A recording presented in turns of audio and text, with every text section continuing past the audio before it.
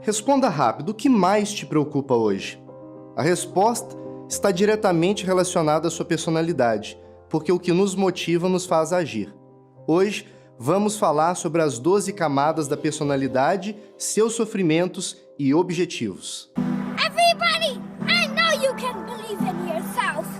If you believe in yourself, you will know how to ride a bike. Give me some thumbs up. Thumbs up, everybody! All right. For rock and roll! Você observando a conduta de qualquer pessoa e a sua própria, você verá que todos os elementos que compõem uma personalidade estão presentes no outro também. Why is no one else doing these things? What's your pain threshold? Well, if it's real high.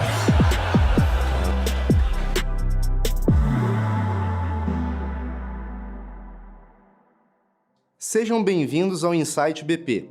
E o assunto de hoje são as 12 camadas da personalidade, teoria sistematizada pelo professor Olavo de Carvalho. Fenômenos psicológicos descritos por Piaget, Freud, Jung, Lacan, Zonde, Frankl, dentre outros, também são abordados na teoria das 12 camadas. De acordo com o professor, essa teoria é uma análise das fases da vida, infância, adolescência, as várias etapas da vida adulta e, finalmente, o fim. Cabe ressaltar que ninguém abandona completamente a influência de uma camada específica. Elas funcionam como se fossem camadas de uma cebola, que vão se sobrepondo e coexistindo. O que muda é qual delas exerce a principal influência em nossas vidas. Conhecer cada uma delas nos ajuda a enfrentar os desafios que nos impedem de amadurecer. Curta esse vídeo, porque isso nos ajuda a alcançar mais pessoas. Ative o sininho para não perder nenhuma novidade e inscreva-se no canal. Sempre teremos bons conteúdos por aqui. O que é personalidade? A teoria nos diz que sua personalidade é o que você tem de próprio. É aquilo que você chama de seu de maneira única e forte. Quanto menos personalidade, mais você se confunde com a massa, com uma pessoa genérica. Quanto mais personalidade, mais você é inconfundível, único, singular. Primeira camada da personalidade. Nesta camada, quem predomina é o corpo. A constituição física nos leva a ter aptidões diferentes. Não nos lembramos, mas na primeira camada dominamos o corpo buscando a unidade, ou seja, controlar braços, pernas, caminhar, dormir, acordar. Por isso, o sofrimento próprio dessa camada envolve o corpo, dores físicas, como a fome, sono, as deficiências e doenças. O principal objetivo nessa camada é dominar a própria constituição física. Segunda camada da personalidade. Parte do que motiva as pessoas é explicado quando se entende a vida de seus antepassados, em seus sucessos e fracassos. As pessoas apresentam inclinação a repetir o que seus pais e avós fizeram. Você consegue imaginar uma linha costurando as gerações? A ponta que começou com seus parentes está agora com você. Outra coisa, já aconteceu de você se perceber agindo de uma forma e nem saber o porquê? Além de notar que seus antepassados também fizeram o mesmo, já dizia o cantor, minha dor é perceber que apesar de termos feito tudo o que fizemos, ainda somos os mesmos e vivemos, ainda somos os mesmos e vivemos como os nossos pais. Essa é uma camada que nos acompanha por toda a vida, porque acontece uma personalização de gostos, desejos e preferências. O sofrimento próprio dessa camada envolve problemas hereditários e não estão sob controle do indivíduo. O principal objetivo nessa camada é provar e gostar das experiências vividas, a partir de sensações dos sentidos, por exemplo, o paladar, texturas e cores. Terceira camada da personalidade. Pela primeira vez surge uma motivação consciente, neste caso, a do conhecimento primário. Para entender melhor, imagine uma criança na fase dos porquês. O conhecimento não é buscado para se gabar ou para ter ganhos. Ela simplesmente quer conhecer por conhecer, só pela descoberta. O sofrimento próprio dessa camada envolve os fracassos no aprendizado. A duração da dor é curta e a evolução natural da criança supera isso. São dificuldades vencidas com o tempo, exercícios e nutrição. E o principal objetivo nessa camada é exercer a liberdade no aprendizado, para entender como as coisas funcionam. Quarta camada da personalidade. Definitivamente, a quarta camada é uma das mais famosas. É nela que surge a questão da felicidade ou infelicidade, que na infância não era uma questão consciente, mas apenas uma reação automática provocada pelo mundo. Entra em cena o universo da afetividade, a carência e a noção de um afeto recebido ou não. Se a criança não tiver recebido um tipo específico de afeto de seus pais ou parentes, ela poderá ter problemas na adolescência e na vida adulta. Elas precisam se sentir seguras e notar a presença do afeto. Adultos que não superam a quarta camada tendem a ser vitimistas, levar questões objetivas para o lado pessoal e sentimental, veem-se de forma especial e com direito a praticamente tudo, além de se sentirem ofendidos e injustiçados com facilidade. O sofrimento próprio dessa camada envolve a percepção da infelicidade e o sentimento de rejeição. Pessoas aqui querem sentir que os outros gostam dela para que consiga agir. O principal objetivo nessa camada é encontrar a aceitação e segurança emocional. Quinta camada da personalidade.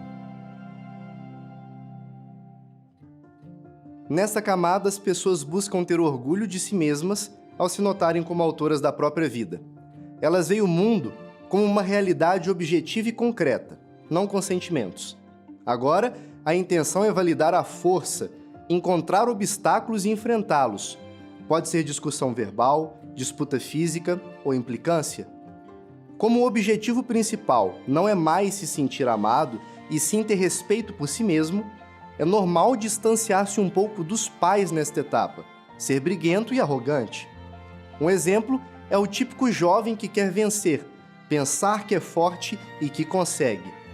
O sofrimento próprio dessa camada envolve o sentimento de ser um perdedor. A falta de capacidade pessoal gera autodecepção. Não é o que os outros pensam, mas o que cada um pensa de si mesmo.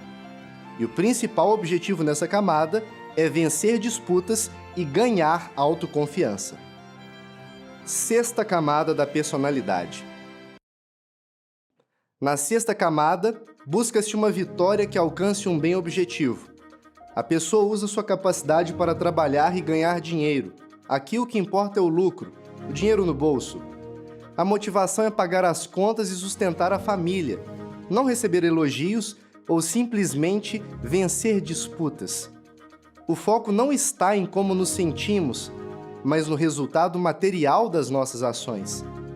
Para fazer uma comparação, quem está na sexta camada ouve críticas e busca se aprimorar para atingir melhores resultados. Quem está na quarta camada se sente magoado. O sofrimento próprio dessa camada envolve prejuízos objetivos, materiais. Por exemplo, falta de dinheiro para pagar as contas. O principal objetivo nessa camada é ter resultados práticos positivos, lucro, sustentabilidade. Sétima camada da personalidade. Nessa camada, a motivação é entregar algo para a sociedade. O indivíduo percebe que tem que cumprir o seu dever pelo bem da coletividade. A principal motivação da pessoa ao acordar e se levantar da cama é entregar sua vida em serviço aos outros. Não se trata de uma massagem no próprio ego ou de dinheiro. Quem chegou aqui entendeu que seu trabalho pelos outros é o seu lugar no mundo, sua razão de existir. O cumprimento de seu dever é a manifestação de seu amor pelas ações.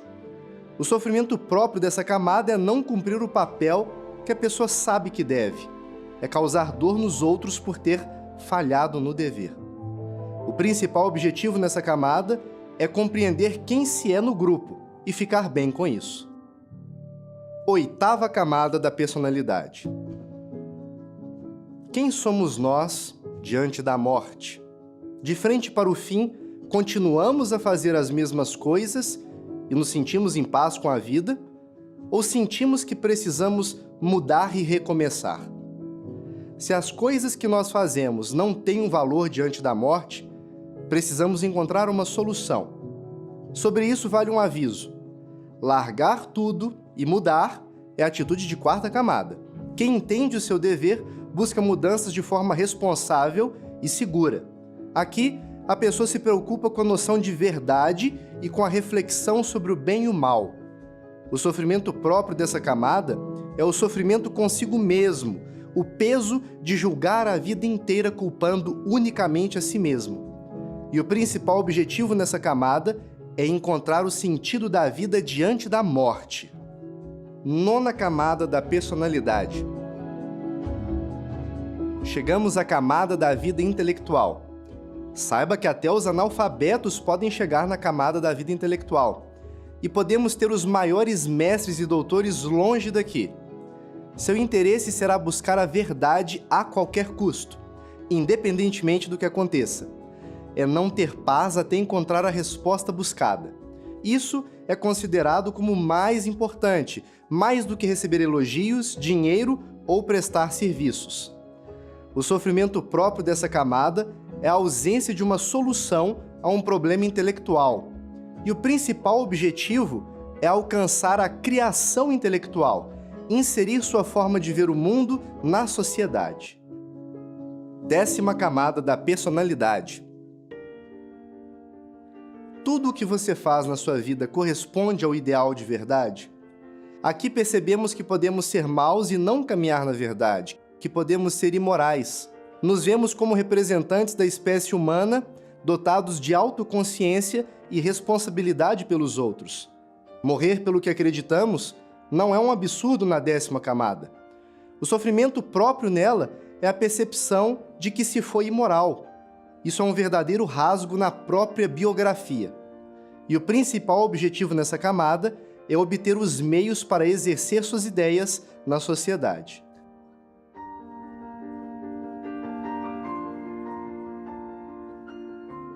Chegamos à penúltima camada da personalidade. Essa é a camada do eu histórico.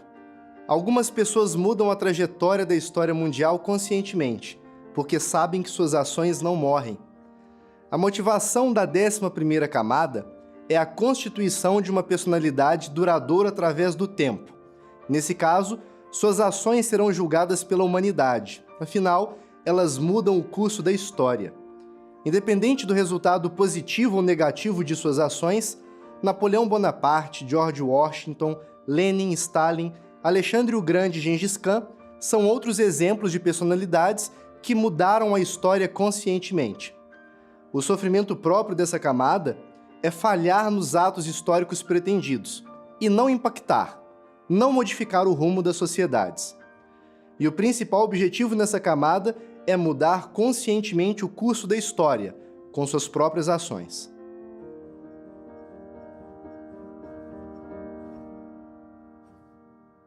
Finalmente chegamos à última camada da personalidade.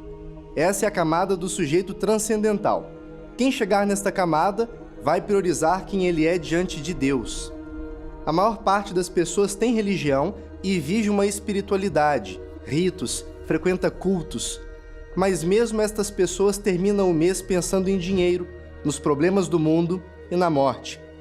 Em qualquer camada é possível gostar de Deus, mas nas camadas inferiores a motivação principal, por excelência, não é Deus em si mesmo. Na 12ª camada, você sente o tremor de ter de responder a um ser infinito, enigmático, complexo e inevitável. É aqui que há um encontro com o sentido da vida por excelência. Os exemplos tradicionais dos que alcançaram essa camada são os de Moisés, Maomé, Gandhi, Siddhartha Gautama e os santos católicos. O sofrimento próprio dessa camada é decepcionar a Deus, e o objetivo é alcançar a redenção. E assim, fechamos o ciclo da vida humana. As camadas explicam a vida daquele que possui um corpo, se manifesta, aprende, supera sua necessidade afetiva, confronta o mundo em busca da vitória, conquista habilidades úteis, descobre um dever social, vê-se diante da morte, busca a verdade, busca a vida moral, constitui um eu histórico e alcança a transcendência diante de Deus. Se esse vídeo gerou valor para você, nos ajude a divulgar. Curta, ative o sininho, inscreva-se no canal e comente abaixo em qual camada você está. Até a próxima!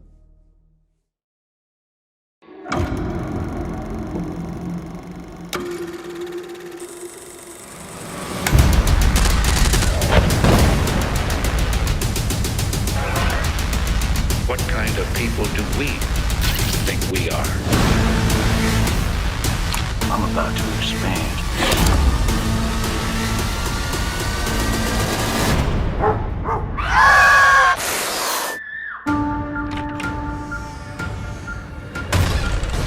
All my life needed was a sense of someplace to go.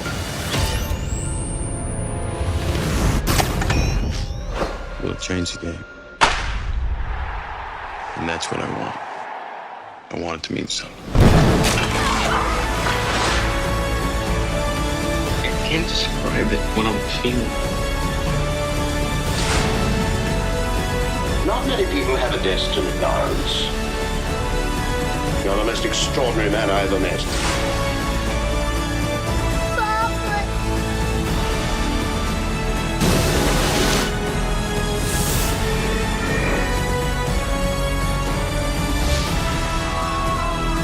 Nervous? That I have no doubt. Good luck. Cool.